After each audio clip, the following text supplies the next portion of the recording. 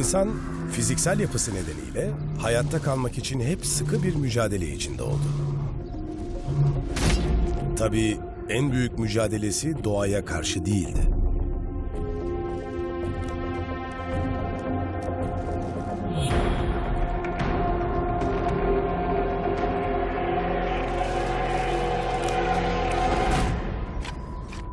Barınabilmek, düşmanlarından korunabilmek ve beslenebilmek için çeşitli araçlar geliştirmek zorunda kaldı. Ve şüphesiz bu araçlardan en önemlisi kaderini tamamen değiştiren ok ve yaydı. Ok ve yay, insanlara önce kendinden çok daha hızlı hayvanları avlama şansı, daha sonra ise gruplar halinde uzaktan savaşabilme yetisi kazandırdı. Okun hedefi, insanlığın yönünü de belirledi. Bu silahın gücünü fark eden birçok medeniyet, varlığını sürdürebilmek için onu kusursuz hale getirme yarışına girdi.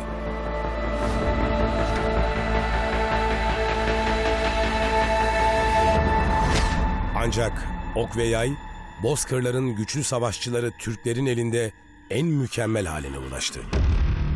Yaşadığınız yer insafsız bir bozkırın ortası ise varlığınız fırsatları anında yakalayabilmenize bağlıdır. En önemlisi esnek olması. Kolumu hissetmiyorum. Ölçüm için hazırsın. Tendonu bacaktan ayırmamız gerekiyor. Başlayalım o halde. Belgeselimizde insanlıkla yaşıt bu silahın çağlar süren yolculuğunu izleyecek, Orta Asya'dan Avrupa'ya kadar uzanan muhteşem Türk okçularının izini süreceğiz. Böyle bir şeyin vücudundan çıkarıldığını bile düşünmek canımı yakıyor. Ve tabii ki alanında uzman ekiplerin hazırladığı şaşırtıcı deneylerle bu silahın gücünü keşfedeceğiz.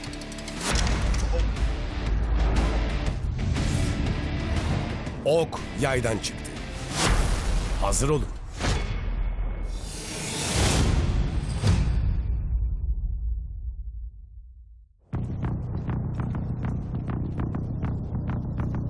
Osmanlı Devleti'nin Haçlı ordusuna karşı 1396 yılında kazandığı Nibolu Savaşı, Batı Avrupa saraylarında, özellikle de Fransa'da şok etkisi yaratacaktı. Paris'e gelen habercilerin Fransız krala vereceği bilgiler hiç de iç açıcı olmayacaktı. Türkleri Balkanlardan atıp Kudüs'e ilerlemeyi planlayan Haçlı ordusu, Osmanlı okçusunun büyük pay sahibi olduğu savaşta yok edilmiş, sağ kalanlar da esir alınmıştı. Bu kral için gerçekten de beklenmeyen bir sondu. Fransızlar için tek teselli ise esir alınan askerlerin fidye karşılığında serbest bırakılmasıydı. Fakat Osmanlı padişahının Fransız Kral 6. Charles'a bir sürprizi daha olacaktı. Yıldırım Bayezid serbest bıraktığı esirlerle beraber krala bazı hediyeler göndermeyi de ihmal etmedi. Bu hediyeler arasında ilginç bir şey de vardı. Türk oku ve yayı. Bunları ne amaçla gönderdiğini bilmiyoruz. Ama Fransız krala Nibolu Savaşı'nı hatırlattığına şüphe yok. Osmanlı yayının şöhreti artık Batı Avrupa'nın en ücra köşelerine kadar yayılmıştı. Ancak bu silahın ünü sadece onun gücünden kaynaklanmıyordu. Kusursuz bir yay, kusursuz bir okla etkili olabilirdi. Bu yüzden usta ellerden çıkan oklar Osmanlı okçularının işini kolaylaştırıyordu.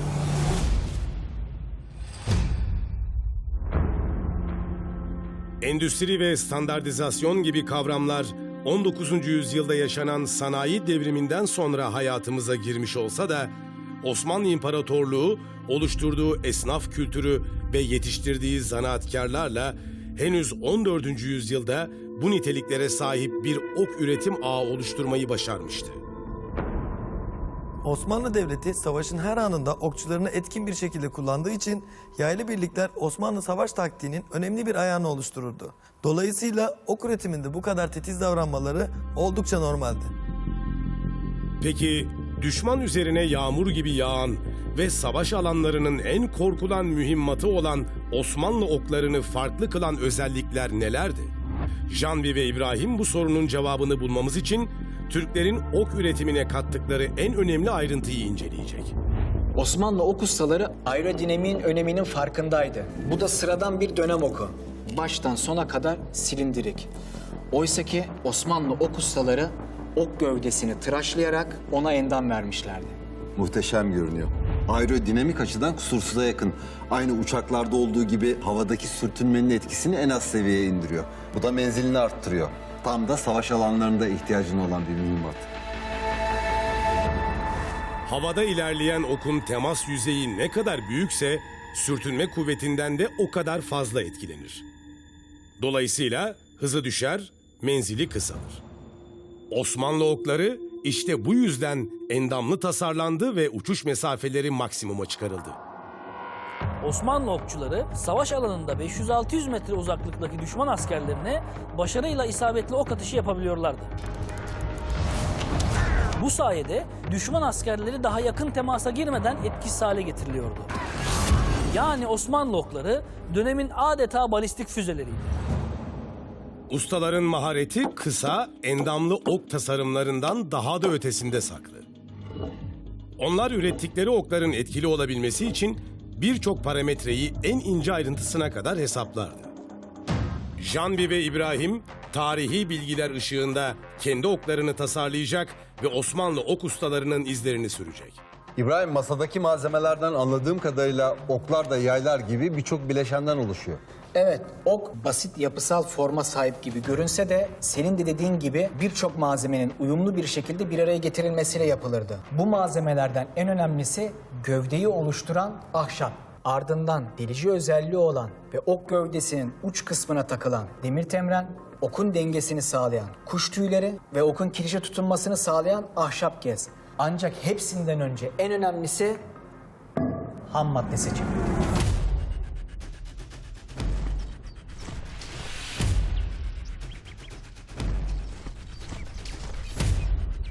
Ustalar ok yapımında kullandıkları ahşabı sonbaharda ağacın suyunu hafif çektiği dönemde temin ederlerdi. Ok gövdesi için ağacın sadece bilek kalınlığındaki dalları kullanılır. Çünkü ağacın en esnek parçaları bu dallardı. Ok ustaları gövde yapımında sarıçam, göknar ve kayın gibi düşük yoğunluğa sahip hafif ve esnek ağaçlar kullanırdı.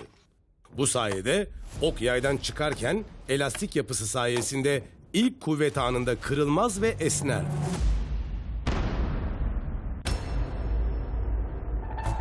Ahşap gövdenin malzemesi aynı zamanda okun uçuş karakterini belirleyen parametreydi ve ağaç seçimi bu yüzden ok ustaları için daha da önem kazanırdı. İbrahim de tıpkı Osmanlı ok ustaları gibi bu ağaç türlerini kullanarak Janvi'ye Türk okunun yapım aşamalarını gösterecek ve bu 3 farklı ağaç türünden de oklar üretecek. Böylece Janvi, Ferhat'la yapacağı testlerde ahşap malzemenin ok tercihinde ne kadar önemli olduğunu bizlere gösterecek. İbrahim işe ilk önce okun en önemli parçası olan gövdeyi üreterek başlayacak. Türk ustalar okun ahşap gövdesini 24 eşit kısma bölerdi. Bu kısımları da baş, göğüs, baldır ve ayak olarak 4 ana bölümde bir araya getirirlerdi. Gövde kesitinin bölümleri arasında yapılan kalınlık değişimlerine endam denirdi ve Osmanlı oklarının üretiminde birçok özel endam türü uygulanırdı. Tarzı has olarak bilinen endam türü ise Osmanlı okçuları arasında en çok tercih edilendi. İbrahim de yaptığı ok gövdelerinde bu endam çeşidini kullandı. Gövdeyi bitirdikten sonra şimdi sıra okun delici parçası temreni yapıştırmaya geldi. Seçilen temrenin ağırlığı hem hedefe zarar verecek hem de okun dengesini bozmayacak gramajda olmalı. Bu yüzden okun kullanım alanı değişse de ustalar ortalama 5-10 gram ağırlığında temrenler tercih ederdi. Son aşamaya geldik. Okun baş kısmına yeleklerin yapıştırılmasına. Tarihi belgelerde yelek yapımında göçmen kuş tüylerinin daha çok tercih edildiğini okumuştum. Anladığım kadarıyla burada da ustalar hava akımlarına karşı daha dayanıklı, daha istikrarlı oklar elde etmeyi amaçlamışlar. İyi bir yelek olmadan okun hedefine ulaşması imkansız. Ok yelekleri uçağın kuyruğuyla hemen hemen aynı görevi üstleniyorlar. Amaç havayı yarıp dengeyi sağlamadı. Osmanlı ok ustaları yelekleri okun baş kısmına 120 derecelik 3 eşit açıyla yapıştırırdı. Bu sayede iyi bir denge sağlanırdı ve okçuların daha isabetli atışlar yapması kolaylaşırdı. Bu işlemde bittikten sonra artık okun parçalarını yapıştırmak için kullanılan tutkalın kuruması beklenirdi. Birkaç saat süren bekleyişin ardından ok kullanıma hazır hale gelirdi. Peki ustaların aerodinamik kurallara uygun olarak ürettikleri bu oklar Osmanlı okçularına gerçekten de dönemin standart oklarına göre avantaj sağlıyor muydu?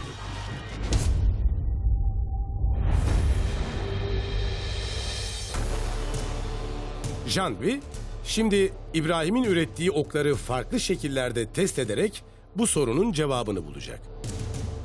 Janvi'nin oklarını denemek için atış yapacağı farklı hedefler hazırladık. Yüksek kare çekim yapabilen kameralarımızla okların uçuş kararlılıklarını takip edeceğiz. Bu sayede aynı yay kullanılarak farklı oklarla yapılan atışların isabetlilik ve darp değerleriyle ilgili daha kesin sonuçlar elde edeceğiz. Janvi, Osmanlı yayıyla ilk önce silindir gövdeli, daha sonra da aynı ağaçtan imal edilmiş tarzı has endamlı bir okla atış yapacak.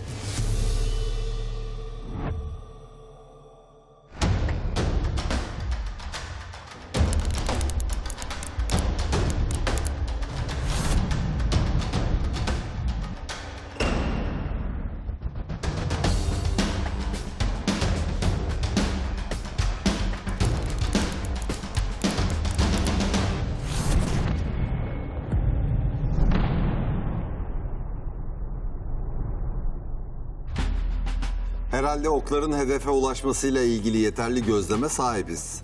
Kesinlikle. Silindirik şaftlı okla yaptığın atışında hedefi istediğin noktadan vuramadığını gördük. Atış verilerine gelirsek 20 metre içinde bu atışında ulaştığın hedefe varış hızı 170 kilometre. Yarattığı kinetik enerji değeri 24 Joule. İkinci atışında ise ok 190 kilometrelik bir hıza ulaşmış ve ortaya çıkan kinetik enerji 25 Joule. Ağır çekimlerde iki okun da kararlılık ve uçuş farkı net olarak görülebiliyor. Silindir gövdeli ok yaydan çıktıktan sonra yaptığı dengesiz salınım sebebiyle hızını çok erken kaybediyor. Endamlı oksa aerodinamik özelliklerinin etkisiyle stabil bir uçuş karakteristiği gösteriyor. Dolayısıyla hız ve kinetik enerji kaybı da silindir gövdeli oka göre daha az. Ağır çekimlerde net olarak gördüğüm uçuş kararlılığı ve isabetlilik atış esnasında açık olarak hissettiğim bir durumdu. İbrahim'in yaptığı endamlı okun yaya olan uyumu kusursuzdu. Şimdi yapacağımız testte ise farklı ağaçlardan ürettiğimiz okların atış keskinliğine olan etkisini inceleyeceğiz. Janvi, İbrahim'in ürettiği Osmanlı okları üstündeki testlerine devam ediyor. Şimdi de aynı endam tarzına sahip 3 farklı ağaç türünden üretilmiş okları karşılaştıracak. Ama bu defa ok atışlarını yapmak için Ferhat'ın Janvi'ye sıra dışı bir önerisi var. Janvi, bu testten daha net bilimsel veriler elde edebilmek için atışlarımızı daha önce yay gücünü ölçerken kullandığımız bow press adı verilen bu aletle yapacağız. Böylelikle tüm değişkenleri sabitleyip farklı ağaçlardan üretilmiş olan bu okların esnekliklerini ve yaya olan uyumunu kesin olarak öğrenebileceğiz. Başlayalım o halde.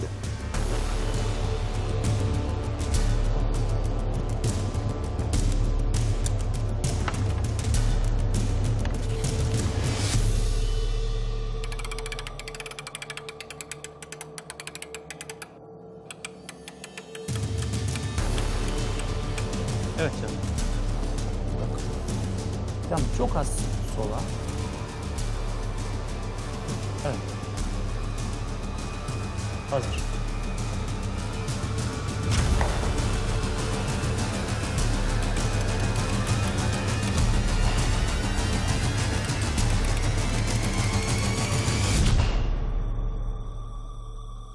Evet Janvi, son atışımız yani çam ağacıyla üretilen okta yaptığımız atış hedefi merkezden vurmayı başardı. Bu sonuçlar gösteriyor ki İbrahim'in çam ağacından ürettiği ok elimizdeki Osmanlı yayıyla çok daha uyumlu.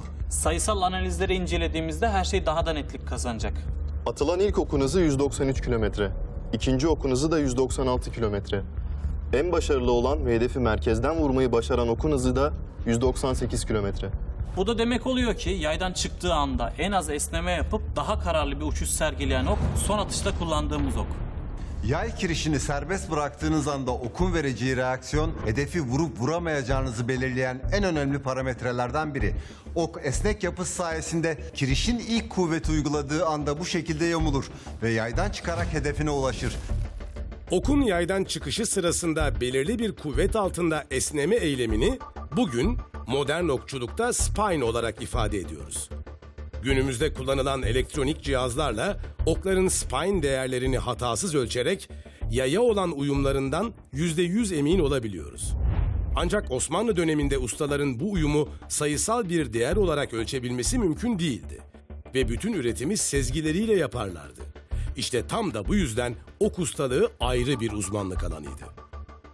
Eğer okun yapımında kullanılan ağacın özellikleri ve onu üreten eller yeterli beceriye sahip değilse bırakın hedefine ulaşmayı ilk çıkışta kırılıp atıcıya ölümcül zararlar bile verebilir. Bu yüzden okla yayın uyumu göz ardı edilemeyecek kadar önemliydi. Bu Osmanlı silah endüstrisi gerçekten iyi bir iş çıkarmıştı.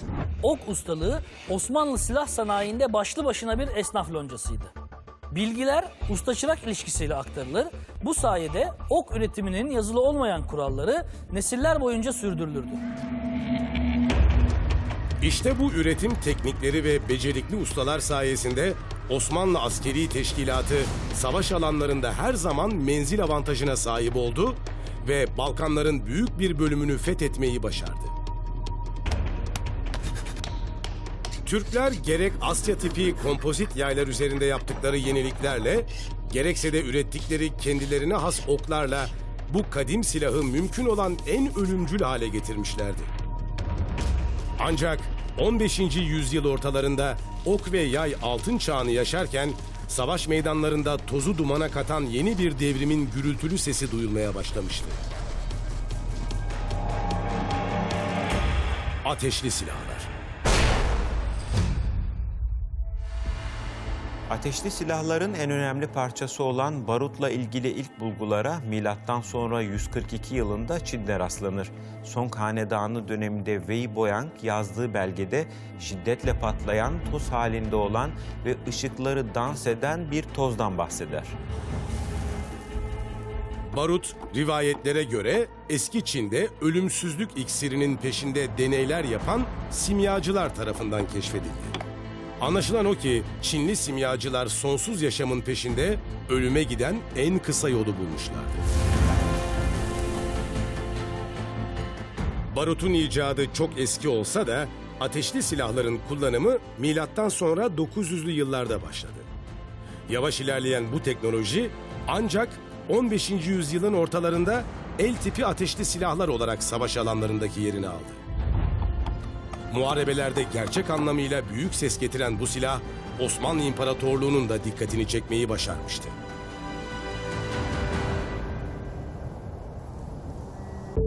Janvi bu yeni teknolojinin gelişimini ve Osmanlı ordusundaki etkilerini tarihçi Koray Şerbetçi ve silah operatörü Ahmet Pınar'la beraber bizler için inceleyecek. Osmanlı İmparatorluğu bu teknolojiyi oldukça yakından takip ediyordu. Hatta ordusunda Arkebuz adı verilen ateşli silahları ilk kullanan devletlerden biriydi. Peki kusursuz bir yaya ve oklara sahip bir ordu neden henüz yolun başında olan bir teknolojiyle ilgilensin? Onlar büyük ihtimalle savaş alanlarında bir devrimin gerçekleştiğinin farkındaydılar ve bu rüzgarı kaçırmak istemiyorlardı.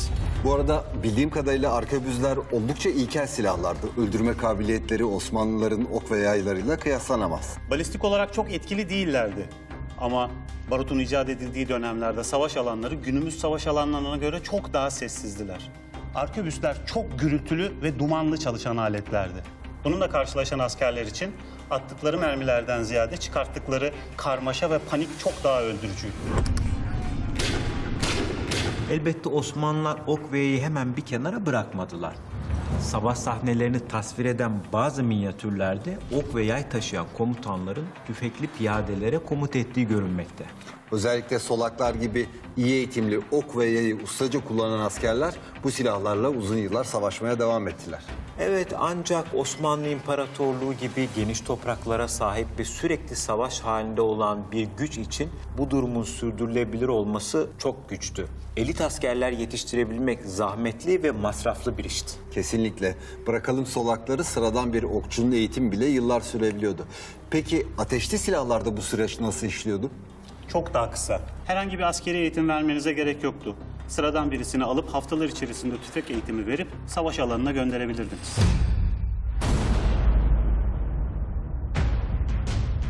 İlkel ateşli silahların kullanımı ne kadar kolaysa mühimmat temini de o kadar hızlı ve ucuzdu. Özellikle silah devriminin başlangıcı olan barutun kolay üretimi Türkler için bu silahı cazip kılan önemli bir etkendi. Ahmet Pınar ve Janvi şimdi bize Osmanlı İmparatorluğu'nda barutun nasıl üretildiğini gösterecek. Evet Canvi, şimdi birlikte barut yapacağız. Ama barut yapabilmek için 3 ana malzemeye ihtiyacımız var. Yanıcı malzeme olarak kömür tozu, yanma hızını arttırmak için sülfür ve en sonda güherçile yani potasyum nitrat. Bunların üçünü karıştırdığımızda barut elde edeceğiz. Haydi bakalım. Bu üç farklı madde öğütülüp belirli oranlarda bir araya getirildiğinde bugün kara barut olarak bildiğimiz patlayıcı madde elde edilir. Evet, kömür tozumuz hazır.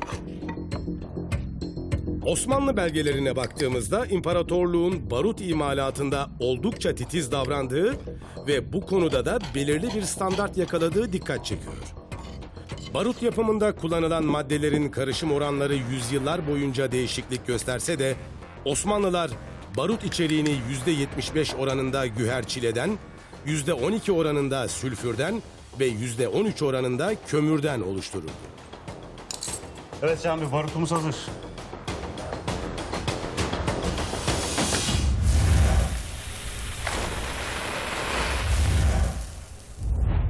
Barutun yanması sırasında açığa çıkan gazlar yaklaşık 3000 katlık bir genleşmeye sebep olur ve büyük bir itme gücü meydana gelir.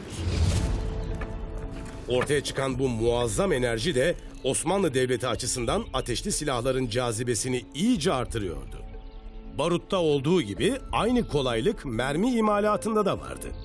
Eritilmiş kurşunun kalıplara dökülmesiyle farklı büyüklük ve şekillerde mermiler imal edilirdi. Ok ve yay üretiminin çok uzun sürdüğü ve sefere çıkmadan hazırlanması gerektiğini düşünürsek, savaş halindeyken bile yapılabilen bu mühimmatlar, ateşli silahların Osmanlı ordusunda kendilerine yer bulmasını sağlamıştı. El tipi ateşli silahlar ilk olarak 15. yüzyılda ortaya çıkmıştı. Osmanlı ordusu bu silahları ilk kullanan ordulardan biriydi. 15. yüzyılın başında hüküm süren 2. Murat devrinde arkebüzlerin kullanıldığını net olarak biliyoruz. Janvi ve Ferhat, silah operatörü Ahmet Pınar'la birlikte savaş meydanlarındaki ilk ateşli silahların çalışma prensiplerini inceliyor. Evet Canvi, erken dönem ateşli silahlardan arkebüs. Yapısı itibariyle aslında çok basit bir silah. Bunun üzerinde sürekli yanan bir fitil var. Tetiği çektiğimizde maniveli aşağı iniyor ve barutu ateşliyor. Silah ağızdan doldurma bir silahtı. Silah zamanla biraz geliştirildi ama çok fazla da bir değişiklik yok. Baktığımızda fitilden kurtulmuşlar ve bunun yerine bir horoz ve manivela yardımıyla çakmak taşı kullanmaya başlamışlar. Horozu geri çektiğimizde kuruluyor, tetiğe bastığımızda düşüyor ve çakmak taşı alev alarak barutu ateşliyor. Tüfek yine ağızdan doldurma prensibiyle çalışıyordu ve atıcı ilk önce barutu döküyor, daha sonra keçe yardımıyla ve buradaki harbisiyle bunu sıkıştırıyordu. Daha sonra üzerine atmak istediği kurşunları atıp onu da bir keçe yardımıyla sıkıştırıp atışa hazır hale getiriyordu. Testi biz bu silahla mı gerçekleştireceğiz? Tabii ki hayır. Çünkü 400 yıllık bir silah bulmak hem oldukça zor hem de bu silahla bu testi yapmak oldukça tehlikeli olabilir. Çünkü zamanın getirmiş olduğu metal yorgunluğu ve çeşitli sebeplerden dolayı bir kaza yaşamamıza sebep olabilir. O halde planı nedir? Bize nasıl bir deneme hazırladın? Şöyle. Bu günümüz tüfeklerinden 36 kalibre yivsiz setsiz bir av tüfeği. Arkebüs'le en büyük özelliği ikisinin de yivsiz ve setsiz olması. Arkebüs'ün çalışma prensibini bu silahta taklit ederek aynı atışı simüle edebileceğimizi düşünüyorum. Açıkçası modern bir tüfekle ilkel ateşli bir silahı taklit etmek kulağa çok enteresan geliyor. Peki ne düşünüyorsun? Buradan elde edeceğimiz verilerle dönemin değerlerine yaklaşabilecek miyiz? Prensipte evet. Ama bunu ben de ilk kez deneyeceğim. Uygun sıkıştırma oranlarını yakalarsak aynı atışı yapabileceğimizi umuyorum. O halde test için hazırız. Biz de atış esnasında tüfekten çıkan merminin hızını ve ortaya çıkardığı ses seviyesini ölçmeyi deneyeceğiz. Başlayalım. Hadi yapalım. Silah operatörü Ahmet Pınar, tarihin ilk ateşli el silahlarından olan Arkebüs'ün ateşleme sistemini modern bir tüfek kullanarak simüle edecek. Bu nedenle ilk olarak tüfeğin kendi ateşleme sistemini emniyete alıyor.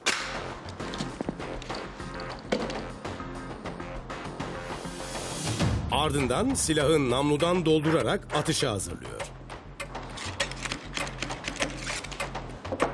Canbi Ferhat'la birlikte atışı monitörlerden takip ederken bu sırada tüfekten çıkan merminin hızını ve ortaya çıkan ses düzeyini tespit edecek ölçüm cihazları hazırlanıyor. Böylece bu yeni teknolojinin savaş meydanlarındaki etkisini bilimsel veriler üzerinden gözlemleme fırsatı yakalayacağız. Atış var! Atış var! Atış var!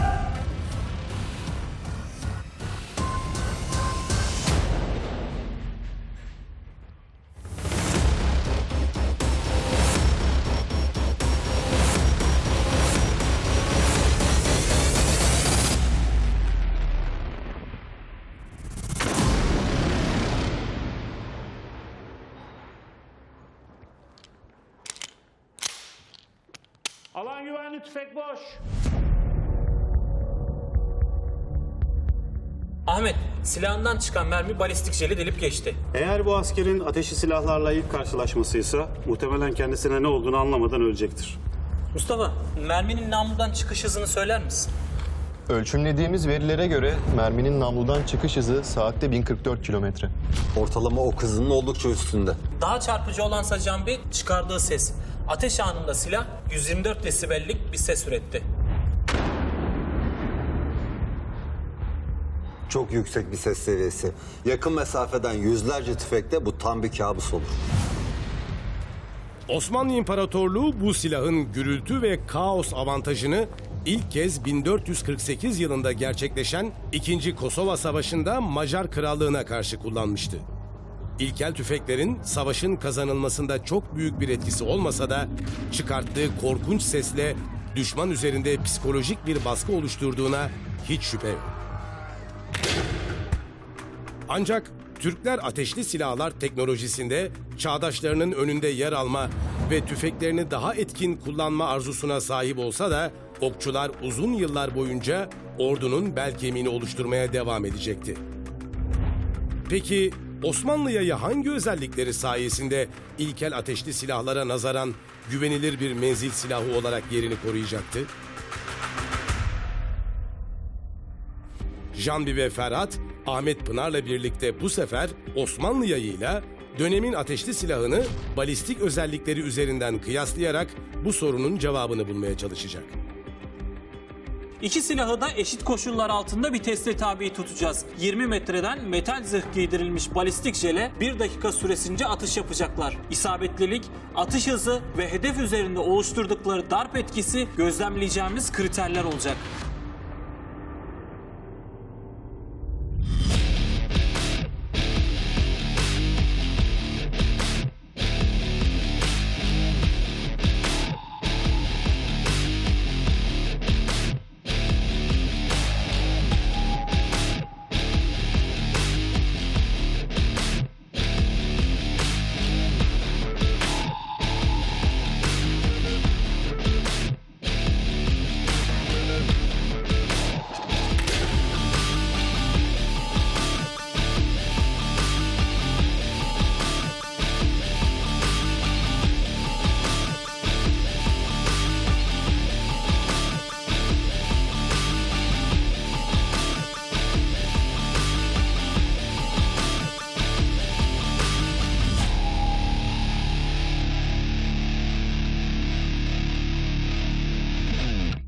Ahmet, 1 dakikalık süre içerisinde 2 atış yapabildin ve tek isabet sağladın. Merminin namludan çıkış hızı saatte 1036 kilometre. Hedefe ulaştığında ise bu hız 936 kilometreye düşmüş. 20 metre içerisinde bu kadar hız kaybetmesi normal mi? Erken dönem ateşli silahları yivsiz ve sessiz namlulara sahiptiler. Dolayısıyla mermi namlunun içerisinde çok kontrolsüz hareket ediyordu. Ayrıca namluyu terk ettikten sonra yer çekimine maruz kaldığından hızını çok çabuk kaybediyordu. Eğer bir menzil silahından bahsediyorsak bu büyük bir dezavantaj. Erken dönem ateşli silahları fitille ateşlenen ağır çakar almazlardı. Ayrıca fitili sürekli yanar halde tutmak büyük bir sorun oluşturuyordu. Bu ilkel ateşleme sistemi silahın sürekli tutukluk yapmasına sebep oluyordu. Mühimmet olarak kullanılan yuvarlak kurşun bilyeler uçuş dinamiği açısından son derece yanlış bir tercihti. Ateşleme sırasında namlu içerisinde hareket ederken sürekli namlu duvarlarına çarpıp enerjisini çok çabuk kaybediyordu. Bu dönemin silahları kısacası delikli demirlerdi. Ahmet 1 dakikalık süre içinde 2 atış yapabildi ve 20 metre uzaklıktaki hedefe yalnızca 1 mermisi isabet etti. Şimdi sıra Janvi'de. Osmanlı yayıyla aynı uzaklıktan 1 dakikalık süre zarfında atışlar yapacak. Çıkan sonuç üzerinden de ilkel ateşli silahlarla Osmanlı yayını kıyaslayacaklar.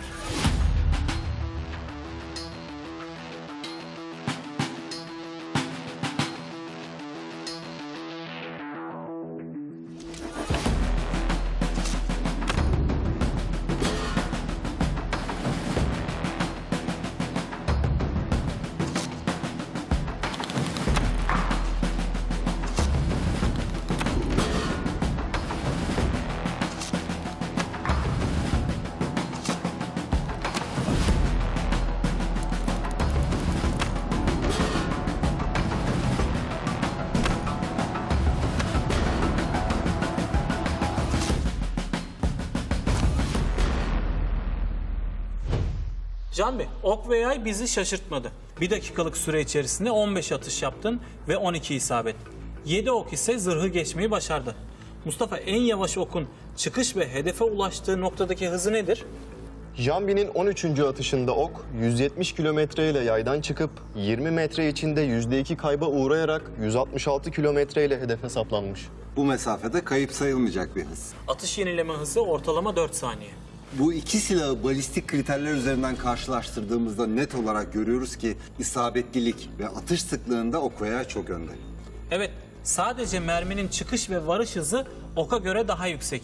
Ok daha düşük bir kinetik enerjiye sahip. Ancak yapısı itibariyle hedef üzerinde yarattığı tahribat yine mermiden üstün. Şu aşamada bu test bize net olarak gösterdi ki ilk el tipi ateşli silahlar daha ziyade sürpriz faktörü olarak ön plana çıkmıştı.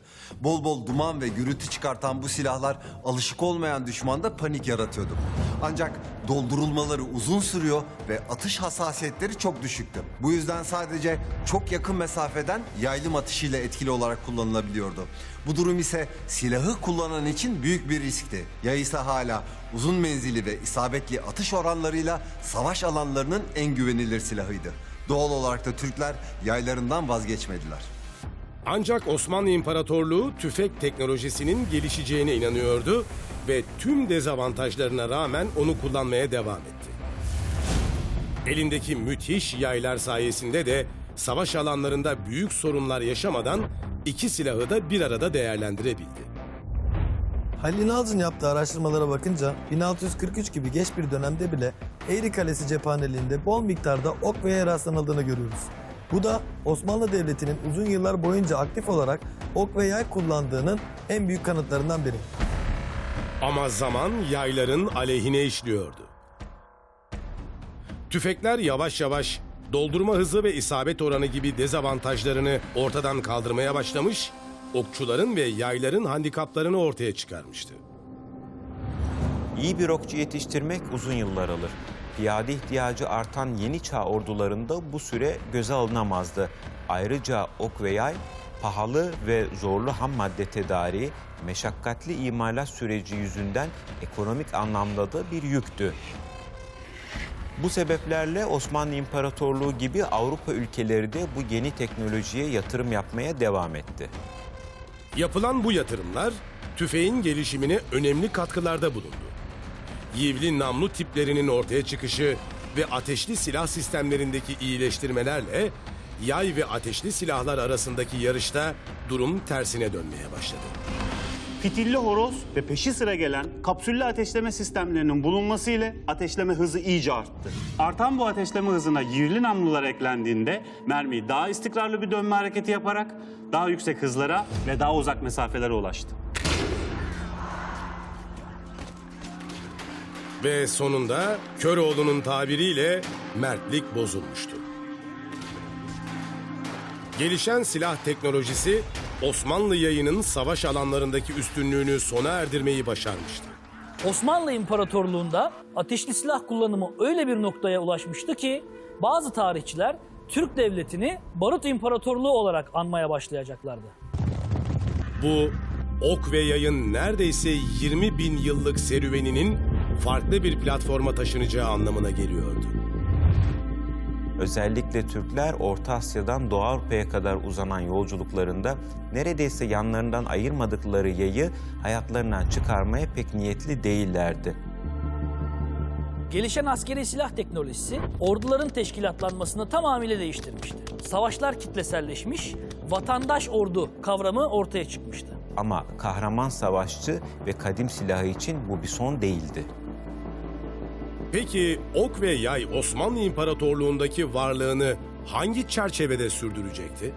Canbi ve İbrahim, tarihçi Şükrü Seçkin Anık'la birlikte ateşli silahlar devriminden sonra Osmanlı yayının varlığını nasıl koruduğunu inceleyecek.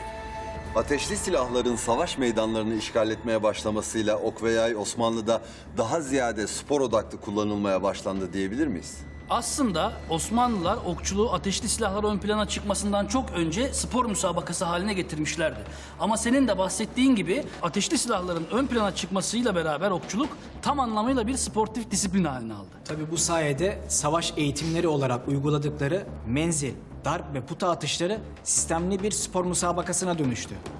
Devletin kurduğu okçular tekkelerinde de dünyanın ilk federasyonları olarak bu spor müsabakaları organize edildi ve çok başarılı sporcular yetiştirildi. Bu tekkelerin de en meşhuru İstanbul'da kurulan ve hala faaliyetlerini devam ettiren Ok Meydanı Okçuluk Tekkesi. İbrahim, savaş eğitimlerinin spor müsabakalarına dönüşmesinden bahsettin. Bildiğim kadarıyla bu dallar arasında en çok rağbet göreni de senin de branşın olan menzil okçuluğuydu. Günümüzde futbol yıldızları neyse dönemin menzil okçuları da kesinlikle oydu. Sporcu adayları tekkelere daha çok menzil alanında eğitilmek için başvururdu. İşte bu tekkelerden en meşhuru olan Ok Meydanı Okçular Tekkesi'nde yetişen öyle bir isim vardı ki yaptıklarıyla günümüzde bile hala şöhretini korumaya devam ediyor. Toz koparan İskender henüz çok genç yaşlarda menzil atmak için Gündoğu rüzgarını arkasına aldığında o gün hiç kimsenin tahmin edemeyeceği bir olay yaşanacaktı.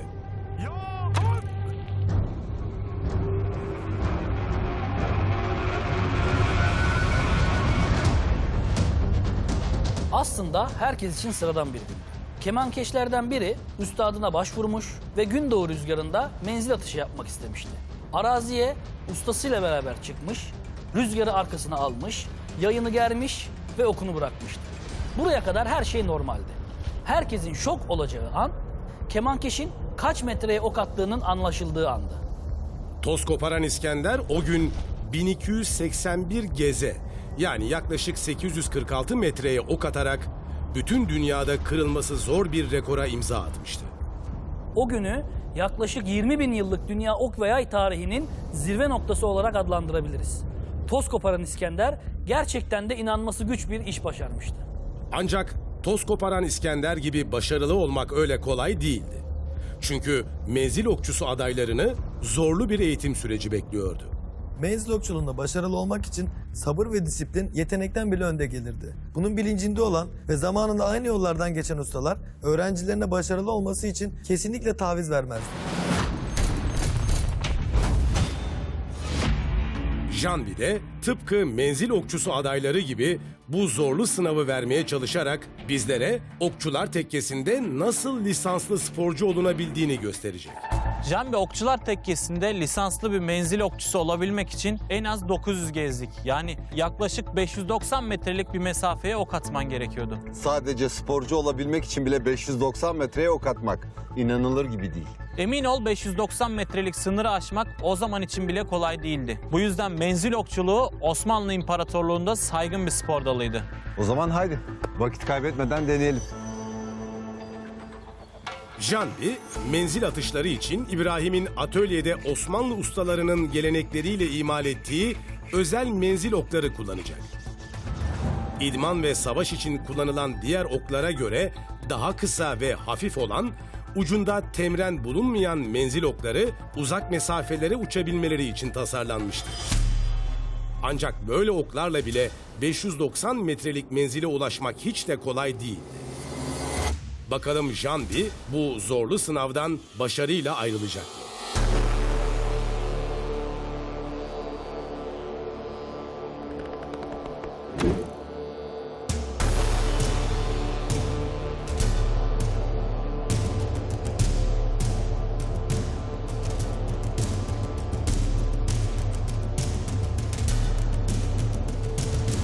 Evet Jambi, menzil atışın 320 metreye ulaştı. Uzun bir antrenman sürecinden geçmediğini de düşünürsek aslında hiç de fena değil. Arada sadece 270 metre fark var. Ancak bu açığı kapatmak için herhalde aylarca çalışmam gerek.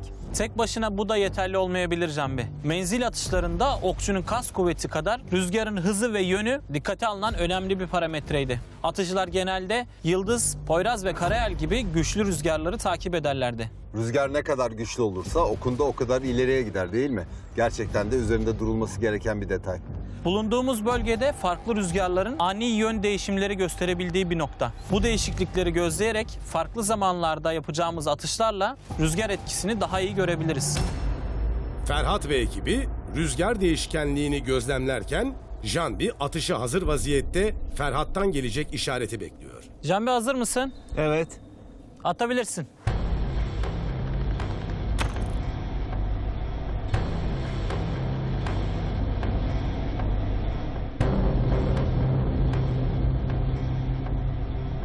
Jambi hazır mısın? Evet. Atabilirsin.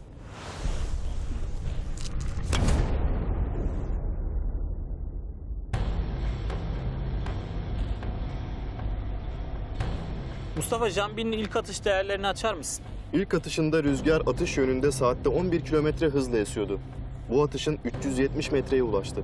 Atış yönünde esen rüzgar menzil atışı için en ideal rüzgardır. Bu da sonuçlarıma olan etkisini gösteriyor zaten. Peki ikinci atışım? İkinci atışında rüzgar tam sağından saatte 8 kilometre hızla esiyordu.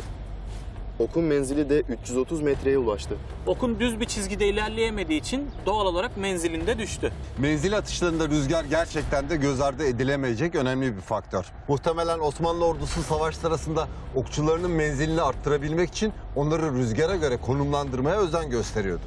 Kesinlikle cephe şartlarında bunu sağlamak her zaman çok mümkün olmasa da menzil yarışmalarında rüzgar yönüne her zaman dikkat edilir ve atışlar buna göre yapılırdı.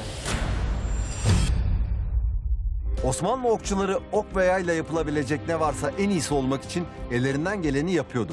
İmparatorlukta açtığı okçu tekkeleriyle gerek askeri gerek sosyal alanda okçuluğa sınırsız bir destek sağlamayı ihmal etmemişti. Ve bunun mükafatını da savaş alanlarında fazlasıyla almıştı. Bu gerçekten olağanüstü bir yapılanmaydı. Osmanlı İmparatorluğu ateşli silahlar devriminden sonra ok ve yayı tamamen spor amaçlı bir kültüre çevirerek çağlar boyunca en güvendiği silahına sahip çıktı ve toz koparan İskender gibi tarihe damga vuran sporcular yetiştirmeyi başardı. Bu geleneksel Türk ve dünya okçuluğunun zirve noktası. Bir sonraki bölümümüzde Türklerin başlattığı spor okçuluğu kültürünün günümüz olimpiyatlarına kadar uzanan hikayesinin izini sürüp yayların spor odaklı gelişimini inceleyeceğiz. O zamana kadar gözünüz hedefte olsun.